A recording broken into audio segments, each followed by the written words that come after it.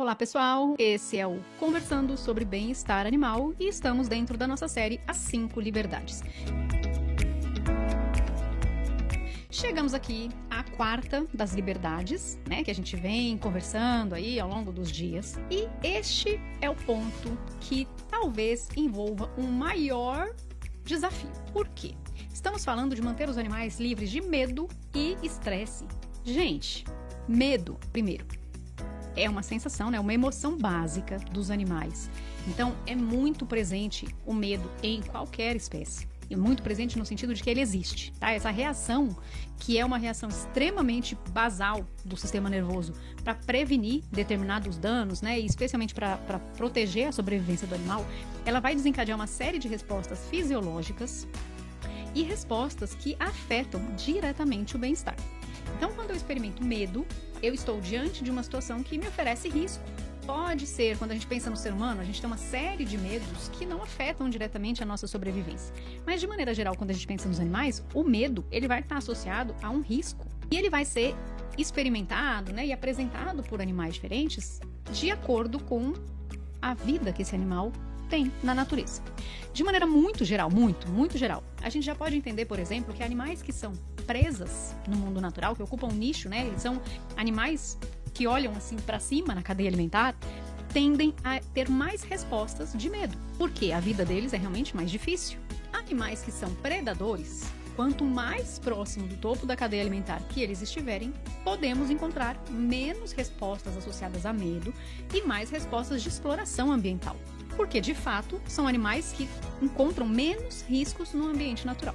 Claro que isso não é absoluto, mas de forma geral, então, a gente vai ter maior dificuldade quando a gente vai trabalhar, por exemplo, com um cervo, com uma zebra, uma girafa, animais que são, de maneira geral, né, presas e que vivem em um contexto em que manter-se seguro exige uma vigilância constante, exige a adoção de algumas posturas, de alguns comportamentos que minimizem riscos de encontrar um predador, né, ou de ficar sozinho. Se eu estiver falando de um animal gregário, por exemplo, por que as zebras ficam em grandes grupos?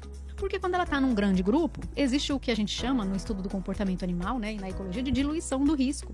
Se chegar um leão, alguma zebra vai morrer, provavelmente. Mas, se eu tô junto com outras 80 zebras, eu tenho uma chance muito maior de sobreviver do que se fosse só eu, cara a cara com o leão.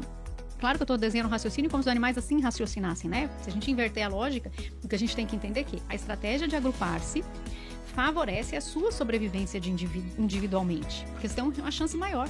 A gente sempre brinca, né? É só um ficar para trás. É só um, eu só preciso ser mais rápido do que um para correr de um predador. E essa lógica, ela faz sentido. Então, quando a gente pensa nisso, o comportamento gregário, comportamento de agrupamento ou aglomeração dos animais, ele vai ser um comportamento extremamente importante em algumas espécies. E esses animais vão fortemente tentar fazer isso, se eles puderem. Se ele tá sozinho, ele não consegue fazer isso. Eu sei, nesse momento você pensou assim, pra onde tá indo essa conversa? Eu sei. Por que eu sei? Porque ela parece estar indo pra longe. Eu tô falando pra você que um animal que em vida livre é presa, tem uma vida muito difícil. E que se ele não consegue se agrupar para evitar o risco, ele tende a estar em uma situação em que ele está vulnerável. Mas o fato de que os animais podem aprender com as experiências faz com que eles aprendam, habituem-se e encontrem-se em um ambiente, né, que faça com que eles possam deixar de expressar ou de manifestar constantemente essa resposta de medo. Porque dia após dia, apesar dessa zebra não estar em um grande grupo, por exemplo, já que eu comecei falando da zebra, ela está segura. Nada está acontecendo, não tem um predador chegando. Então, o aprendizado nesse sentido, ele vai tranquilizando o animal com o passar do tempo. Porque senão, gente, qualquer animal mantido em cativeiro manteria sua resposta de medo, manteria sua resposta de esquiva a todo tempo. Por que essas respostas podem diminuir e às vezes até cessar? Porque a neuroplasticidade existe, o animal está aprendendo. O que acontece é que quando a gente fala de bem-estar animal, a gente às vezes pensa em algo que não traz diretamente a fisiologia do animal. E a gente está falando de fisiologia, de neurofisiologia. Às vezes a gente não pensa muito em alguns aspectos, porque parece que aquilo é quase mágico, né? Não sei, assim, muita gente pensa no bem-estar animal quase como uma coisa mística. Ah, olha lá, ele tá bem. Por que ele tá bem? Ele tá bem porque dia após dia, a vivência dele naquela condição demonstrou, ensinou, fez com que ele pudesse deixar de viver naquele estado de medo. Agora, o contrário também acontece. Se eu tenho um animal mantido em cativeiro, e agora não importa mais se é uma presa, se é um predador, é um animal mantido sob cuidados humanos. Se esse animal constantemente está sendo exposto a um manejo que é um manejo rude, nossa, vou mudar. Como é que a gente diminui ou a gente atua tentando minimizar essas respostas de medo e o estresse? O estresse vai merecer uma conversa futura só sobre ele, tá? Por hora eu vou deixar o estresse aí como um mecanismo existente extremamente importante para os animais sobreviverem, que desencadeia uma resposta de fuga ou luta, que faz com que o organismo se mobilize para lidar com risco, tá? E que é crucial para a sobrevivência, mas que deve ser pontual. Vamos deixar o estresse nesse vídeo aí.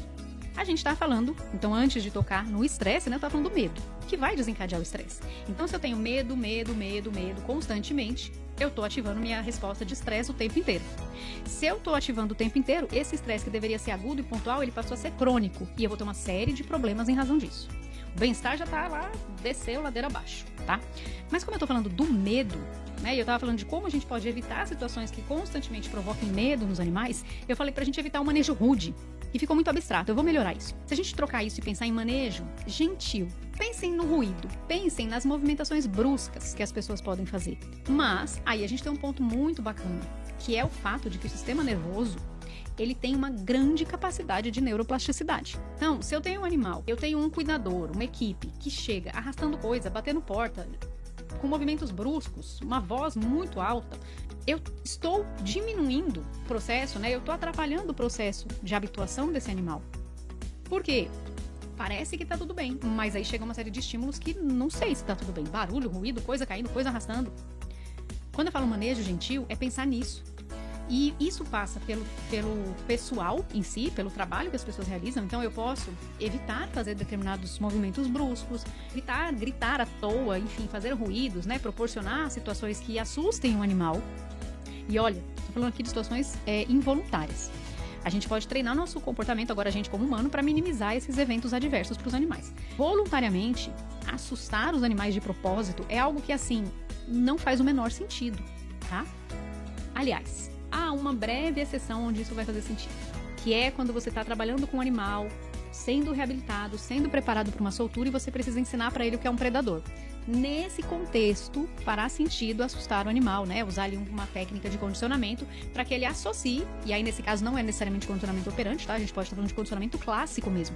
Eu quero que ele associe a figura desse predador, que por alguma razão ele não está associando, com algo que ele tenha medo, para ele fugir quando ele encontrar isso na natureza. Aí eu posso usar esse tipo de estratégia, porque eu tenho um objetivo maior a ser alcançado. Mas quando eu falo assustar à toa, é o que às vezes as pessoas acham graça de fazer, né? Ela faz um ruído para o animal ter aquele sobressalto. Isso prejudica o bem-estar do animal. Isso não é aceitável. A gente vai trabalhar evitando, treinando as pessoas para que elas não façam isso. Eu tô falando mais aqui desse dia a dia.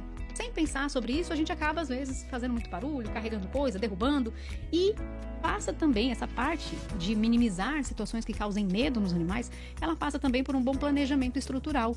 Então, muitas vezes, as portas de um recinto, especialmente quando a gente tem cambiamento que a porta desce, né, eles fazem barulho porque eles são pesados, antigos, e não tem jeito de não fazer. Então, talvez, e entra, né, na verdade, talvez não, mas a gente já tem também, em toda essa área de design de ambientes, entra também um planejamento no sentido de funcionalidade de estruturas, para diminuir.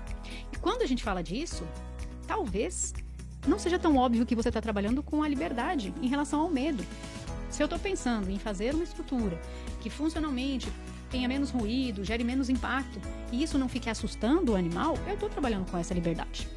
Tá? Então, a prática nossa, constante, ela toca, ela conversa, ou ela deveria conversar com a resposta às liberdades que os animais precisam ter. Não aprofundei com o estresse. Falaremos mais disso em outros momentos, mas vejam, manter o animal livre de medo e estresse é muito desafiador. Tem alguns pontos aqui, eu não mencionei, nem quando eu falei de dor e desconforto, que já fariam um certo sentido, nem quando eu falei de livre de fome e sede, nem quando eu falei de livre de doenças. Que pontos seriam esses e que eles conversam com o que eu estou falando agora? Quando a gente fala de animais sociais, ou ainda de animais de hábito solitário, mas que compartilham ambientes, então eu tenho um recinto e eu tenho 2 indivíduos.